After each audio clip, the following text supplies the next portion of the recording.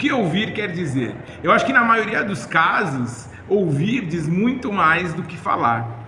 Quando a gente está conversando e pratica a escuta, a gente cria uma conexão de alteridade. Volta o nosso olhar e volta o nosso coração para o outro. Prestar atenção no que o outro está falando é abrir os ouvidos para entender o que o outro quer dizer.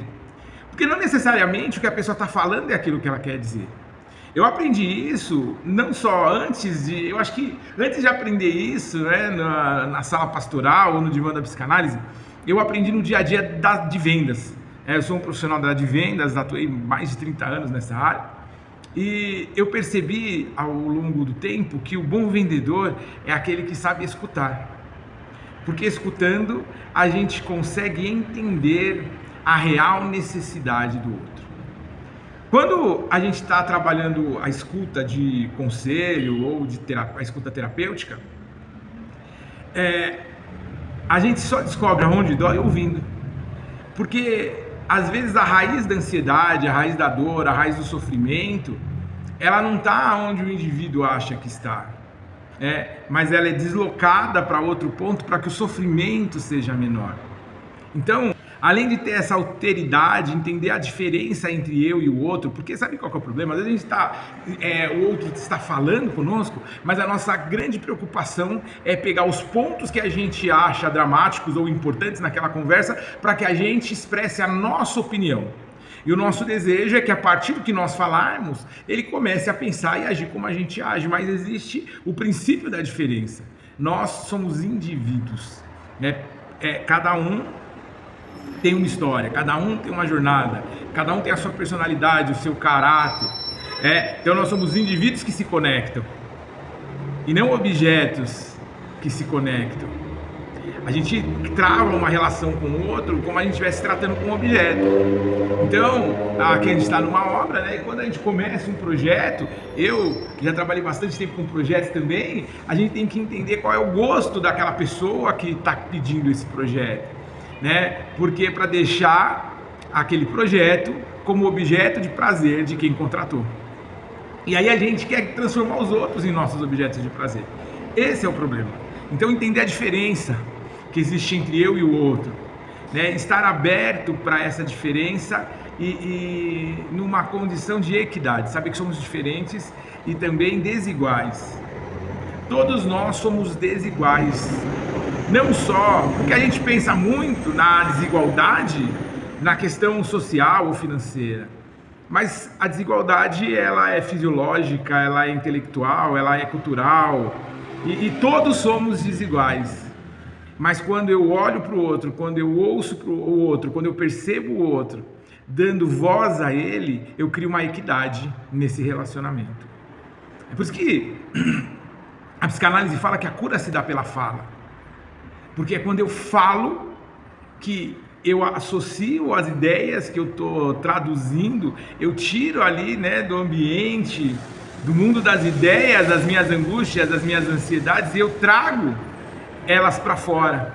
E aí eu vou associando isso, e vou elaborando, e vou ressignificando, mas muito do que eu falo, eu só vou conseguir enxergar e entender quando eu encontro um bom ouvido, que vai ouvir, entender e me fazer refletir sobre aquilo que eu estou falando. Se você gosta da área de aconselhamento, se você é um profissional da psicanálise, da psicologia, se você é pastor, se você gosta de dar sua opinião, sabe? Entenda que, na verdade, cada um tem o seu caminho. Então, aprenda a ouvir. Não crie paradigmas, não crie já preconceitos sobre aquilo que você está ouvindo. Mas ouça de forma amoral. Então, em primeiro lugar, ouvir entendendo as diferenças e com uma visão de alteridade, alter, do outro.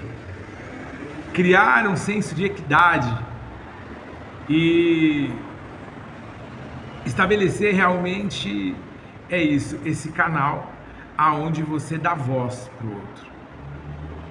E dando voz para o outro, você faz com que ele perceba os seus dramas e consiga elaborar isso. Ouvir quer dizer muito mais do que falar. Nos nossos relacionamentos interpessoais, nas discussões de relacionamento, nas famosas DR, os casais querem falar e querem impor, né, as suas questões, demandas, né, e ideias, mas um não consegue dar ouvido para o outro, dar voz para o outro a partir do exercício de ouvir. As relações profissionais, elas também se frustram pela falta de ouvidos, muita boca e pouco ouvido. A Bíblia ela fala, né, que nós devemos ser ágeis para ouvir e tardios para falar, porque eu ouço, eu reflito, e aí eu desenvolvo uma reflexão sobre aquilo que eu ouvi e refleti. Se você acha, sabe, na questão de casais mesmo, puxa vida, eu faço terapia de casais e os casais chegam na sua maioria, né? Então primeiro a gente conversa com uma pessoa do casal, ou depois o outro, e aí depois a gente chama os dois. E é interessante que sempre a primeira pessoa chega e fala assim, olha, o grande problema é que ele é narcisista. E aí a segunda pessoa vem falar, o grande problema é que ela é narcisista. E aí a gente tem que demonstrar de uma forma simples e objetiva que até o lago do Narciso era narcisista. Sabe? Então a gente precisa quebrar essa personalidade narcísica de nós. Entender que somos um na multidão e que podemos transformar essa multidão na unidade. E a unidade nasce do ouvir. Por isso que Deus ama as orações. Porque quando porque Ele tem bons ouvidos. Porque Ele sabe ouvir. E por isso que muitas vezes a gente acha que a nossa oração não é respondida. Porque a gente não entende essa dinâmica de ouvir e responder.